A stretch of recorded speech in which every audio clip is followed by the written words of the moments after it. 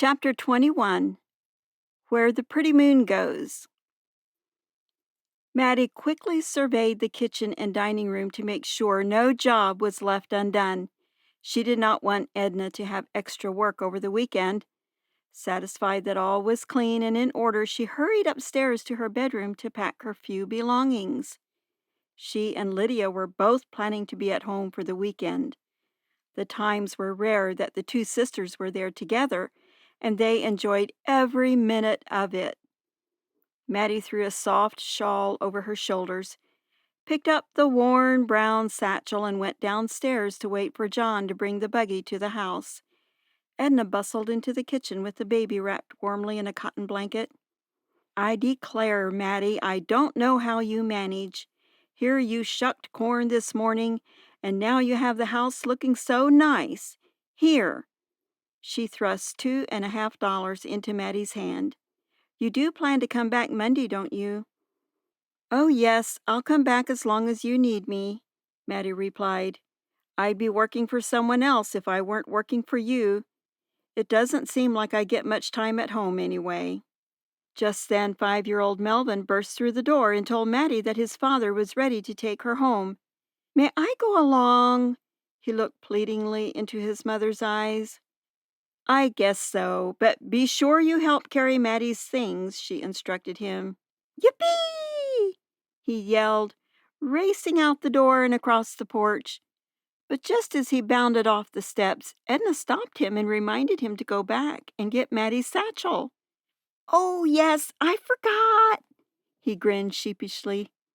He retraced his steps, entered the kitchen again, grabbed the satchel, and started for the buggy. John was waiting at the gate, and soon they were on their way. A solitary star hung low and bright in the west. "A diamond, Melvin," Mattie pointed to the star. "Don't you think the star looks like a diamond?" "Mm-hmm," Melvin nodded. His eyes were wide, full of wonder and childlike innocence. Corn shocks stood tall in the fields, and the fiery sunset with the bright star created a beautiful harvest scene. Only the steady clip-clop of the horses' hooves and the crunching of the buggy wheels in the gravel could be heard. When they arrived at her home, Melvin dutifully carried the satchel to the door for her. She thanked him, waved goodbye, and stepped inside. The comfortable warmth and light of the house dispelled all the tiredness Mattie had felt the past week. Lydia skipped down the stairs to greet her. "Where is everyone?" Mattie inquired. She untied her bonnet and laid it on the kitchen table. "Outside choring," Lydia answered. "So, what's the news?" "Oh, nothing really. Unless you call washing dishes, shucking corn, milking cows, and scrubbing dirty faces news, then I have lots of it. What's yours?" "Nothing either.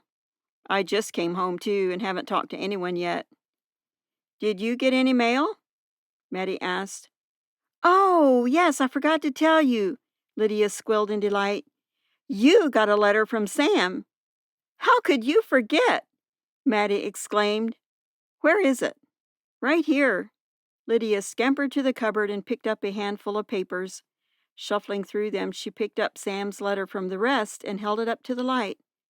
"Uh-oh. It looks like he wants to break up," she said woefully. "Oh, he does not." Mattie reached for the letter, but Lydia jerked it away and pretended to read through the envelope. "That's right. I read that wrong. He really says he wants to get married." "Lydia." Mattie rose to her feet, so Lydia quickly handed it to her to avoid a mad scramble. The envelope was postmarked November 12th. Mattie looked at the calendar. It was now the 23rd. Just then Mother entered the kitchen, egg basket in hand and cheeks rosy from the chilly autumn air. "How long has this letter been here, Mother?" Mattie asked. "Oh, since about the first of the week," Mother replied. "Well, I wish you would have sent it over to John sometime." Sam will think I've forgotten about him by the time he gets a letter back from me." Lydia shook her head sadly and murmured, "Poor, poor Sam." "Well, you are just unladlich," unbearable. "Tonight," Mattie swung her bonnet at her, "I think I'll find better company." She opened the door to the stairway, ran up the stairs, and flopped carelessly across her bed. Mattie scanned over the envelope and noticed each carefully penned letter. "He sure writes neater than other boys," she thought. She tore it open and slid the letter from it. Unfolding the paper, she read, "Dear Mattie, greetings to you in Jesus' name. I hope this finds you well and happy. We have all our crops harvested now, and I have enough money for a train ticket to Plain City. I thought if it suits you, I would come for Christmas and stay for several weeks again. Let me know if this is all right with you. I've been thinking a lot about what we talked about last June, and hope you have too. I miss you. Ha. Sincerely, Sam. P.S. I'm very anxious to see you again." "Oh, Sam," Mattie whispered, dropping her head on the pillow. "I'm anxious to see you too." She lay deep in thought for a long while before realizing that darkness had fallen and the family was probably ready to eat supper. Rising from the bed, she folded the letter, slid it back into its envelope, and laid it in the top drawer of the bureau. The evening passed quickly with much visiting, teasing, and laughter. On Saturday, Lydia, Mattie, and Mother cleaned the house and baked many pies and cookies for the coming week. After the dinner dishes were washed, Mother decided to take the buggy and visit Nettie and the children. When she returned several hours later, she announced that Tobe, Nettie, Pete, and Mary were coming for supper. "Lydia, please go down in the cellar and bring up that ham. We'll have some of that to go with potato soup," Mother instructed. "And Mattie, you may start peeling potatoes." Excitement filled the air as Mother and the girls prepared the meal. They enlarged the table with extra leaves to make room for 14 people. After all was in readiness, they went to the barn to do the chores. With so many hands to help, it would not take long. When Tobe, Nettie, and their 5 children arrived, the noise began almost before the buggy rolled to a stop. Only when everyone bowed their heads to pray before the meal did they quiet down. But then, just as soon as it ended, their voices rose once more like a chorus of crickets on a summer night. Mother dipped the thick soup, made of rich milk and potatoes, into each one's bowl. Tobe held little Katie's bowl up to the kettle for Mother to fill. "Don't make it too full. I don't think she's too hungry," he said. Suddenly, his eyes met Mattie's and began twinkling mischievously. "Well, what's wrong with you?" Mattie asked. Tobe set the bowl down in front of Katie and purposely took his time breaking crackers into her soup. While Mattie waited for an answer, Giddle picked up her bowl and passed it to Mother. "Don't make Mattie's too full, 'cause I don't think she's very hungry tonight," he teased. "Ah, get!" meaning, "Oh, get away." Mattie grabbed her bowl from Giddle and waited for Mother to fill it. "Well, you were just sitting there daydreaming, so I decided to help you. Otherwise, you wouldn't get anything to eat." "I was just waiting for Tobe to tell me what's so funny," Mattie replied. "We heard some things about you and wondered when the wedding will be," Tobe said, still grinning. Mattie broke crackers into her soup and helped little Mattie with her ham. "Are you getting married, Aunt Mattie?" the little girl asked, looking trustingly into her eyes. "No, Mattie child. Some people have big imaginations." "When is Sam planning to come?" Mary asked. "Sometime before Christmas. I don't know exactly when," Mattie answered. "Then you better start baking the cakes if you know what's good for you," Tobe continued to tease. "Ah, they'd be all spoiled by the time I get married," she countered. "Then you'd better hurry Sam up," he insisted. "Yeah, spoil cake, spoil bride," Giddle joined in. Mattie broke into a hearty laugh and added, "And no cake, no bride." After the meal was finished and the dishes washed, they gathered around the stove to visit. Only one lamp glowed beside Father, creating a cozy atmosphere. The chatter of the children quieted to a soft murmur, and the adult voices became solemn and low. 2-year-old Levi fell asleep in Nettie's arms.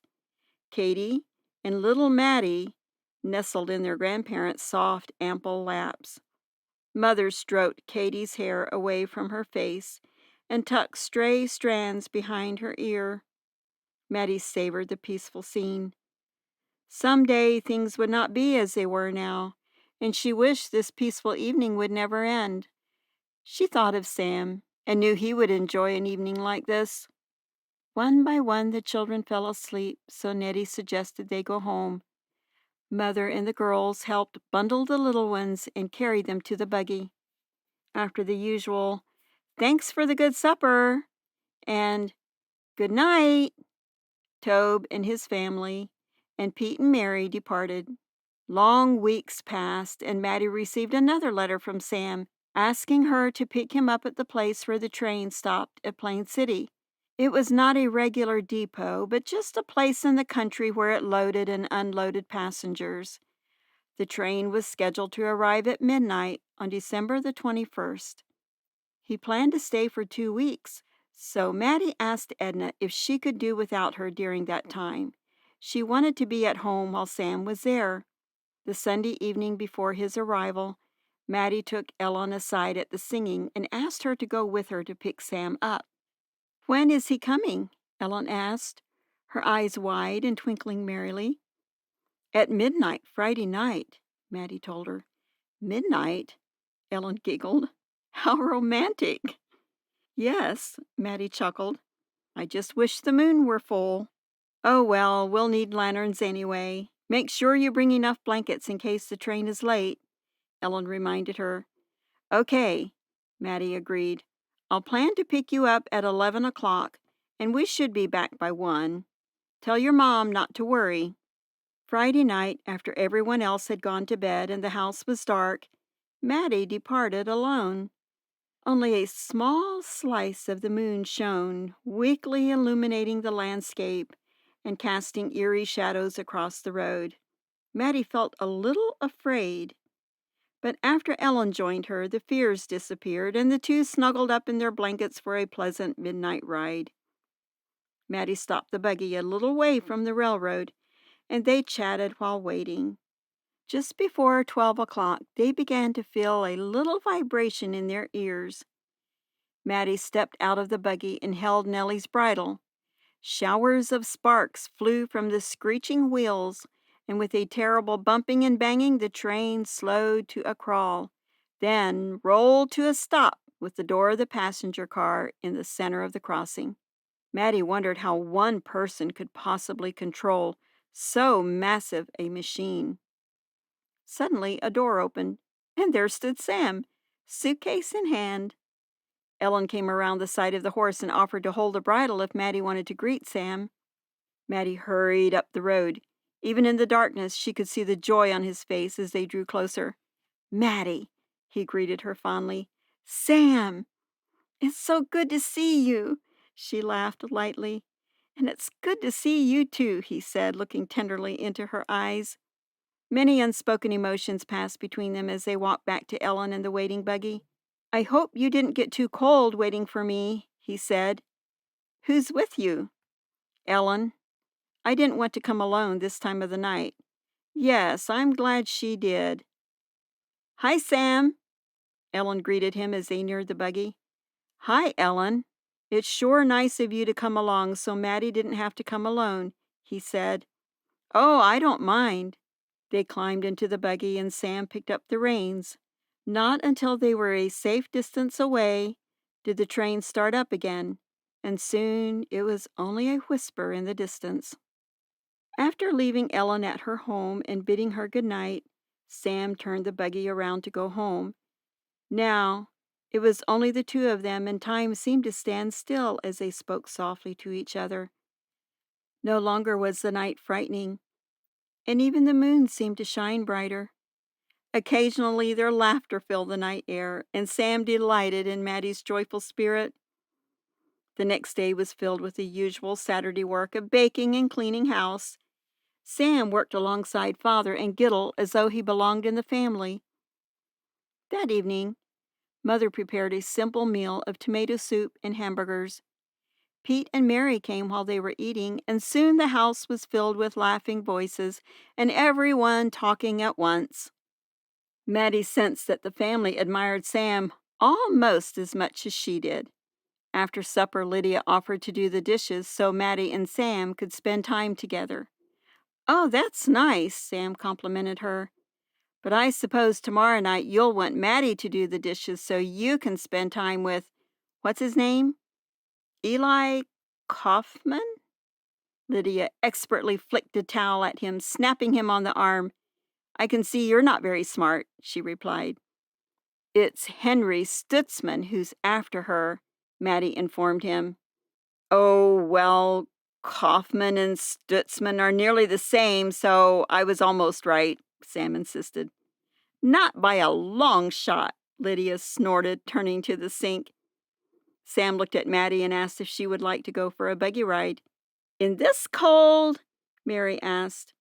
"Oh, we'll stay warm," Mattie replied.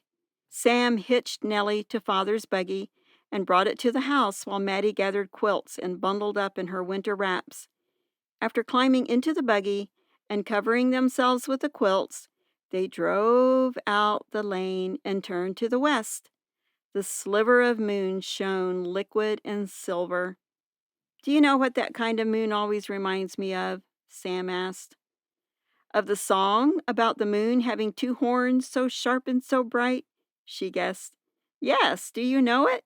He turned to her. "Oh, yes, let's sing it." So together they sang, "Oh, mother, how pretty the moon looks tonight. She was never so lovely before. Her two little horns are so sharp and so bright. I hope she'll not grow any more. If I were up there with you and my friend, I'd rock in it nicely, you see. I'd sit in the middle and hold by both hands. Oh, what a bright cradle 'twould be! I would call to the stars to keep out of the way, lest we should rock over their toes, and there I would rock till the dawn of the day and see where the pretty moon goes. And there we would stay in the beautiful skies, and through the bright clouds we would roam. We would see the sun set and see the sun rise, and on the next rainbow come home." A comfortable silence fell between them as each was lost in thought. Millions of stars twinkled brightly overhead. The crisp air purified the landscape as they traveled slowly, sometimes talking, but mostly just quietly enjoying each other's company. "You know, Mattie," Sam began, "your home is so different from mine. You can have fun and take things more lightly than we do. I want our home to be like that, so full of happiness." "Our home?" Mattie thought, but she remained silent, for she sensed he had more to say.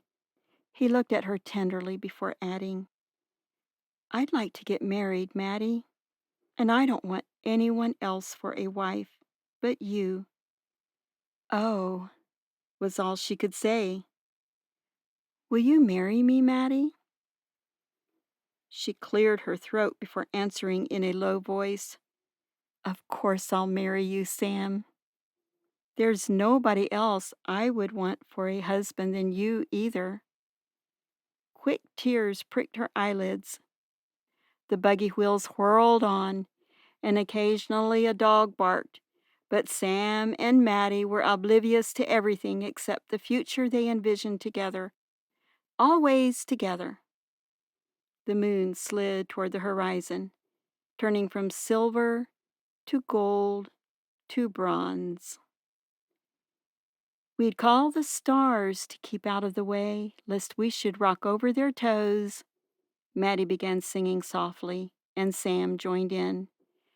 And then we would rock till the dawn of the day and see where the pretty moon goes, and see where the pretty moon goes. The end.